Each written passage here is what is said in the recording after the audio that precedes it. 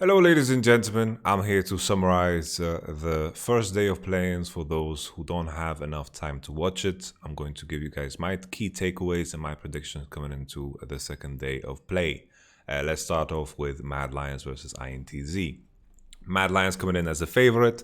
They went for some targeted bans in the shape of Bard, Orianna, and Volibear, the champions that INTZ love super much, and the classic Lucian first pick. INTZ have been banning Caitlyn the whole tournament, but it's not something that had any visibility beyond INTZ's games where they actually banned it, so it's something that is interesting to follow. Lilia is something that Shadow plays apparently. I was educated by my chat today. Akali is something that, of course, our boy in Mad Lions likes super much. We have the Lucian first pick, which of course lines you up to pick AP junglers, and then we had the Ashe Tristana. INTZ had the option of picking Tristana and Evelynn if they wanted to steal the Evelynn away, but this is something that isn't really in INTZ's wheelhouse. Gragas is something that Shinny has been, target banned for, so they were very happy to put themselves on the Gragas champion. Especially in a case where the enemy has Renekton, Gragas gains value, but Gragas is not that good against Evelynn. If you think about the interaction between Evelynn and Gragas, Evelynn charges up her W, she taunts you, and then Gragas can't really dash in or do any cancellations onto Evelynn, but Gragas, his ultimate provides a lot of power within the game, so it's, it's just kind of, an AP champion that can do well together with Tristana. Lane phase wise, in this game, Lucian versus Tristana is something that we need to find more information on. But in this game, Humanoid got the better of the Tristana matchup and went for a Manamune build and became super strong later on. We have the Trash ban. Not sure why the Trash ban. I think what INTZ were expecting was that they thought Mad Lions would pick an AP bottom. It's something that Kazi is known for to be able to do, but I don't understand the Trash ban otherwise. Syndra got banned, another AP champion that could go bottom. Lucian into Ashe is not really an option. I know everyone's thinking about it. Jhin is the pick, and then Pantheon, Jhin Pantheon. Just something that goes in line with the thought process of Renekton, Evelynn, Lucian as well. It just has a lot of early game impact, and that was the plan. I like the Urgot adaptation into Renekton, but the problem always for Urgot against Renekton lanes and Evelynn lanes is that this champion is very easy to set up ganks on. He might be ranged, but not really ranged, right? So Renekton Evelynn can definitely, find damage. It's important to look at this composition because in contrast to some of the other compositions, there was so much AP. The reason we might see AD heavy compositions more often is because Last Whisper is a strong item, the components are strong to it. It's not the same as Blasting Wand and Amplifying Tome. There's Black Cleaver, and on top of that, Mercury's is something that is effective against AD champions as well, because some AD champions have CC. Think Ashe, for example, right? If you buy Mercury, you still have some value against Ashe. If you buy Ninja Tabi against the Gragas, then you don't get any value, right? So it's just easier to execute full AD composition because the value of Mercury becomes too high when you have too many AP damage champions.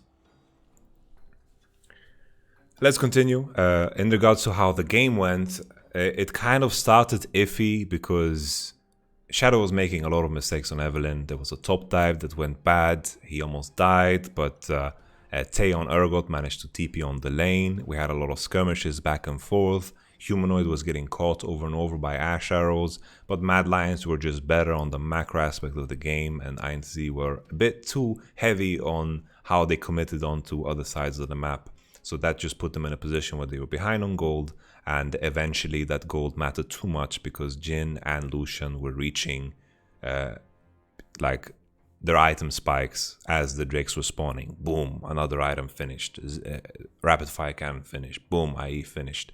And this was exactly what kept them in the game because INTZ were not that good at farming the side lane.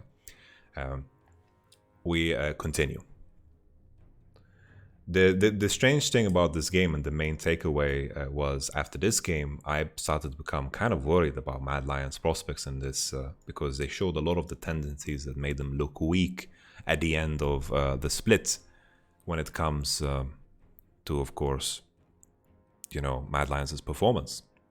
But this leads us on to a more brighter story. PSG, the team that is playing with 3 subs, they performed super well in this one. They showed a lot of play that usually takes time for teams to learn, a lot of good coordination with Bard Ultimate. They almost always rallied around the Bard Ultimate in this game. Bard Ult was the calling and everyone was there. Good TP play from mid as well. Echo got fed very early on, and you know what we say about AP junglers. If they get 1 kill, 2 kills, and they get an early AP jungle item, that snowballs super fast. Rainbow 7 was very unlucky, because this game was over rather quick because they tried to dive bottom side into a Bard and a Senna, and Bard survived with like 10 HP 3 times in the same engagement. Leona died, and then Ashe died. They had no summoners, and that just made the game too difficult because PSG knew how to finish cleanly. Out of all the teams that were shown in Playins today, PSG was by far the most impressive.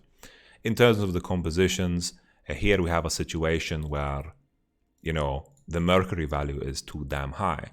Leona is something that also forces Mercury buys, and Mercury is very good into Leona. It's good into Mordor too because you have natural magic resistance. Sure, he has a percentage, armor penetration on his E. I mean, magic penetration on E, but still, Mercury is still the most valuable boot. Same with Zoe, same with Ashe. You can also think about it when it comes to Hecarim's ult and Fear. So Mercury is just such a juicy item. After Echo had Mercury and AP jungle item, there was a big skirmish on bottom side that PSG won. Mordekaiser TP'd, and that made Mordekaiser super sad. That snowballed Camille ahead, and after that PSG just closed out cleanly with the use of set TP and just good Bard ultimates.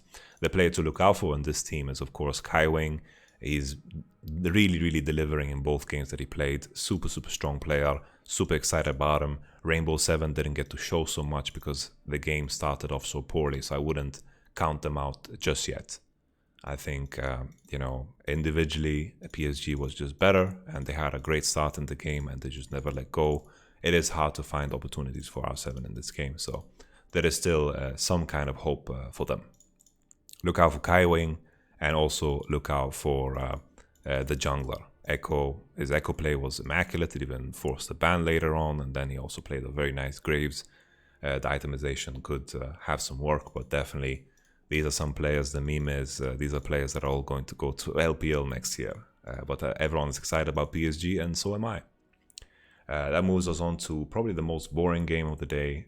No offense to all of you out there. I think this is another example of a draft where you're just too magic damage heavy.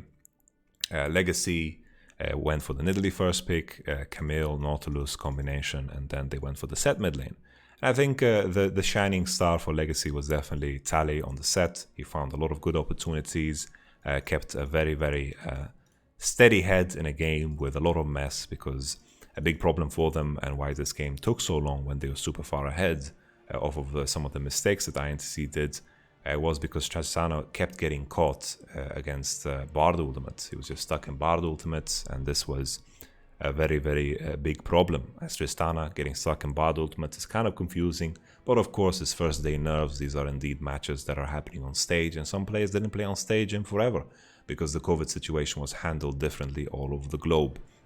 Legacy looked pretty iffy when it came to execution because INTZ, even though their composition was worse and also their gold situation was worse, they managed to keep themselves in the game with a lot of catches and a lot of team fights. But what INTZ did bad was very similar to, the first game, where they just didn't manage the side lanes well, and their solo laners just bled out experience and bled out a lot of gold. And this is something that Topoon, is that how you say his name? I hope so. Managed to get an advantage on Camille and even get some inhibitors. So Legacy, good start game. They get all of the mistakes out of the system. I think there is some room for improvement. INTZ starting 0-2. I think big issue in terms of how they manage side lanes and how they play macro-wise in terms of like how hard they commit to things. Their big strength is still that they play as a unit. They play together, and I'm excited about that aspect of it. But all in all, I think INTZ definitely, needs some work, because I think second game, I think INTZ probably played are better than Legacy, but their draft kind of just failed them because Volibear was just walking meat. And once again, you have a composition that is so fully heavy into magic damage. Like Ezreal's heavy magic damage, Volibear with a Sunfire Cape item is also heavy magic damage, it's not, you know, the greatest setup for them to succeed, especially when they're behind on gold. All in all, we continue. I think INTZ can do a lot better than they did at the 0-2. The nature of the tournament, or the nature of best of ones, is that everyone likes to jump to conclusions after one day. But we should take everything with a pinch of salt and see what qualities are something that are consistent, what are draft victories that just made things a lot easier for teams to win, and what are like mistakes that are easily solvable between days. Which leads us into the next game. A lot of people were already very hyped on PSG, and this built the PSG hype even further because they beat group favorite LGD. A lot of people were hyped for LGD. I wasn't one of them, but it is what it is, right? Like, I definitely expected LGD to win against PSG, so don't get me wrong there. Zoe, Syndra, Echo, Ban, Lilia first pick. Surprising that PSG didn't look for a Lucian pick themselves, but they went for Orianna, Ornn, two very, very stable champions that just almost guarantees that time is your friend. And then the Lucian Volibear lock-in. The Volibear, we're going to discuss a little bit more, but I think Volibear was a terrible pick here. Picking it into Ornn doesn't give you enough of an advantage to justify it. I think in a game where you know the enemy is going to play with their head into the keyboard, maybe it can work, but the advantage of building with Volibear into Ornn is just not good enough to justify it. You already have Lily Lucian in combination, and you can just pick for composition at this point, because the big issue for LGD this game was that they were out team fought, and then eventually they got outscared because Ornn was starting to build items, right? So if we look for changes in this draft, you want to just look in Ashe there on third and be happy. You can even look to pick Ezreal, but Ezreal's banned here. I just think picking Ashe or whatever AD option that you have in mind is good to just pick there. Second wave bans were Twitch and Caitlyn. Senna Bard was banned from LGD, which was exactly what PSG played in the first game they won. Jhin gets locked in, and then Rakan into Braum and Ashe. So Rakan is good into Braum, and it's just something that is going to make it easier later on to deal with the likes of Lilia, because you want to have hard CC into such champions. Adding additional skill shots to the mix can make things much harder, because it's not easy to put yourself in a position where those are going to land on the likes of Lucian, Ashe, and of course Lilia with their high move speed. Because someone was asking me when I was reviewing the game if it's better to pick Zyra or Lux. Sure, these champions can do well in lane, but I think the big victory for PSG was what happened past lane, and the way they scaled into the match. I think all in all, this particular game, LGD had some advantages, and then they just mis-executed on 3 key moments. They lost the Infernal Drake when their composition needs to snowball because of the Volibear, and they also lost 2 key fights where they burnt their ultimates and the enemy kind of flashed out and they kept going, and then they just lost those fights. PSG showing a lot of resilience, and also contesting the right vision and contesting the right space, and just playing together as a team, honestly, and mechanically really delivering in team fights. Hanabi and Ornn was a blessing. I think everyone on PSG deserves praise for their performance so far, and I think even though I don't like overhyping after just 2 best of ones, PSG showed a lot of qualities that are going to last. There are some qualities that you don't need to care about, like in the case of Mad Lions, right? Maybe if they just step away from Evelynn, everything is going to change for them. Like there is some room for exploration, while PSG showed 2 very different colors today, and the same strengths were showcased. And this is with 3 substitutes, so that's super, super exciting. PSG is definitely a team to watch out for. LGD, I think in a world where they had a better draft and they team fought better, I think there is room for, improvement there, definitely. We move on to the 5th game of the day, which is around this area. Let's just see if we can find it. We move a little bit up. This is high quality production, guys. YamatoCannon editing. Wow. So this was the game of the day. Team Liquid beating up Mad Lions. The storied EU versus NA battle continues, and Team Liquid swing first. We have the Renekton ban targeted at Orome, Akali, and Lilia, bans taken from the previous one. Lucian, I think this is just kind of like a global red side ban for a lot of the European teams. And then Kalista, Graves. I think Lucian probably didn't need to be banned. The key thing here is, Lee Sin gets first picked. It didn't really do much this game, I'm going to be honest. Like, I get that, you're picking Lee Sin away from the Lee Sin one trick, but I think Lee Sin is kind of outdated as a champion, and I think it was kind of like a cheeky thing to pull off. Mad Lions go for Ashe Evelynn, but if you lock in Evelynn, you better make sure that, you have an AD mid laner to pick.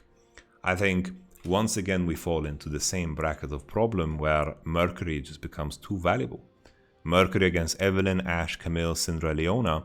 As mentioned before, Mercury has value against AD champions, has a lot of value against supports too, and this becomes a bit of a problem. I think Mad Lions had a lot of execution errors because it seemed like they didn't know exactly how they needed to impact and implode on the map, because that's super important when the enemy team has very weak lanes. Team Liquid were very bold in picking Twitch and Rakan, but they showed that they can pull it off. I think this requires a lot of balls to blind pick Twitch Rakan into Ashe and not showing support, and then second wave not even removing Leona. Leona is going to be a very decent pick into Twitch and Rakan, and they pulled it off and did super well. So I want to praise Core JJ and Rakan, Core JJ and Tactical super much for their performance. I think just the straight up boldness. Like, the reason I want to praise them is because I think they stepped out of the shell they were in of course, the best of 5 against TSM. And I think it's looking up for Team Liquid because they had some good moments in this game. Mordekaiser as well, impact on Mordekaiser. People were calling that maybe it's disrespectful for them to not ban it, but it's at the same time a bit understandable. Shen is also a decent ban here. Shen Twitch can get dirty. I think just Sett was banned as a mid laner, yeah, as an AD mid laner. I think Tristana could have been picked too here as a 5th pick. I don't like the combination of Syndra Evelynn too much. It's just the itemization of the enemy becomes too easy, especially when you look in TF. Mordekaiser solo killed Orome, like Impact solo killed 2 times. He killed Camille once, and then he killed also Shadow 1v2. Impact had a fantastic series. He had like a flank in this game that pretty much won the game together with his team. Mad Lions looked quite terrible. They honestly looked quite terrible. They didn't know what to play around. Camille was isolated topside the entire game. Evelynn, Camille, you pick them together and you don't do anything with them together. The 2v2 mid of Evelynn Syndra was much stronger almost for the entirety of this game, and they didn't really use it because Syndra got an advantage because, of course, Twisted Fate was roaming and falling behind, so Syndra was very advantageous, and the execution of pressuring into bottom was just too late, and Leona and Ashe made some mistakes where they tried to all in, and Twisted Fate was ready to impact it, so Twitch and Rakan became super strong and super far ahead. And then later down the line we had some NA ARAM action. I think Twisted Fate, Team Liquid, similar to INTZ, didn't do a good job of farming side lanes. They were often grouping around mid lane. They were looking for fights with Twitch ultimates and Rakan, so I can partially understand it. But at the same time, there is a time and a place to execute it correctly. I think Team Liquid were looking frisky because they were looking for fights and forcing fights, and I think that's a positive note. But I think Mad Lions also kind of played into that hand by also continuously running it down and not playing around the strength that is Syndra. Shadow was constantly caught, Camille was constantly caught, and this made it very difficult for Mad Lions to play the game. Orome and Shadow definitely need to step it up coming into the next day of games. Team Liquid, Impact, CodeJJ, Tactical are looking very bright. Broxah wasn't really impactful in this game, and that still is a cause for worry. All in all, the theory of what Team Liquid is as a team was showcased here. The theory of what Mad Lions is as a team is also showcased here, that Mad Lions turn into barbarians and they start swinging wildly, and Team Liquid reactively did, you know, well and punished well, and, you know, Twitch survived. The question is going to come up, did Mad Lions lose this one, or Team Liquid just played well? I think a mix of both, you know, I think a mix of both. And I think there's still a world where a team fight in mid that happened in this game, for those who didn't watch it, if it went slightly in Mad Lions' favor because some things connect differently, then Mad Lions could have won that game. So I still think it was rather close, riddled with a lot of mistakes, but I don't want to take anything away from the moments that were actually good, like the Impact Soul Kill and Tacticals, you know, Balls and Code JJ finding, you know, opportunities. But it was a messy game, it was a dirty game, and I recommend that you watch it. Coming into the next day, we're going to head into predictions. So this is the next day. Boom, we have our first matchup there. First matchup there, Rainbow 7 versus V3. I think this is a rather close matchup that might be tricky to predict. I think V3 is in a better position because they got to see R7 play one game. So I think that's positive. But this is a tough one to predict for me because I didn't watch the regular season of both of these regions. I just watched like some playoff games. But you know, if I have to make a prediction, I would lean towards R7, but it's tough. It's tough. Next one in line is Intz versus Supermassive. I think Supermassive, their biggest strength is individually. They have pound for pound very strong players, and I think this can become Intz's biggest weakness, I feel. But I think Intz showed some good things. They showed some good things throughout these two games that they lost. So I don't think we should lose our hope completely on Intz because of the scoreboard being 0-2. Yeah, even now when I'm looking at the R7 versus V3 prediction, honestly, I don't know how that's going to go. Like, I could be completely wrong on that one. I feel like I don't have enough information to make a confident prediction on that one, so I apologize. I'm going to do my research as I shut down this video. Intz versus Supermassive, I think is going to be closer than people expect, but this is something that can go either way. I want to lean in Supermassive's favor, but Intz have good qualities. They definitely have good qualities, but I'm hyped on Cacao, and I think this match can become a jungle gap. V3 versus Unicorns of Love. Unicorns of Love, the big question for me here is, Unicorns of Love, have they figured out how they want to draft? Because individually they are super, super strong, and they kind of plowed through the region like a G2 on fire, in contrast to what the Russian League is. I think individually they are super strong. Have they figured out how to draft? If yes, then I think they're going to blow this matchup open. Next match in line, LGD versus R7. I think LGD is just gonna take it home. I don't think R7 is that amazing. I think LGD is just gonna take it. I don't think the game today was alarming enough to say that you know, it's just over. Let's just do some YamatoCannon production again. Boom, boom, boom. Let's go to UL versus PSG. UL versus PSG is going to decide a lot of things for this group, but basically, based off of the power that PSG showed today, I am leaning towards PSG. I'm very excited about PSG, and Unicorns of Love have a lot to prove before I can say that they are going to win against the PSG. So PSG is my prediction here. Next one in line is Supermassive versus Mad Lions. I think Mad Lions is favored in this matchup.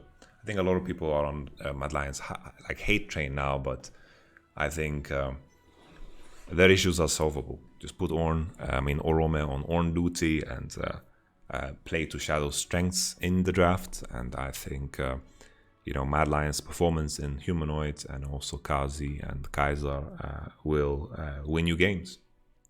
So I think that's all right. And then finally, Team Liquid versus Legacy. I think Team Liquid's going to take it home. I think Legacy had a lot of issues today. So that is a little bit of a quick summary and some predictions coming into the next day. I hope you guys enjoyed it. The key match I will look out for tomorrow is just... honestly, these games are kind of boring. Intz versus Supermassive, I guess, is alright. Unicorns of Love versus PSG is also alright because we get to see the level of Unicorns of Love. And then if Mad Lions are still, you know, imploding, then we will see. We will see. All in all, thank you so much for watching. If you enjoyed this type of content, please let me know. If not, please let me know too. I'm just trying to, you know, supply content to every viewer out there. Short content, long content, middle content, everything.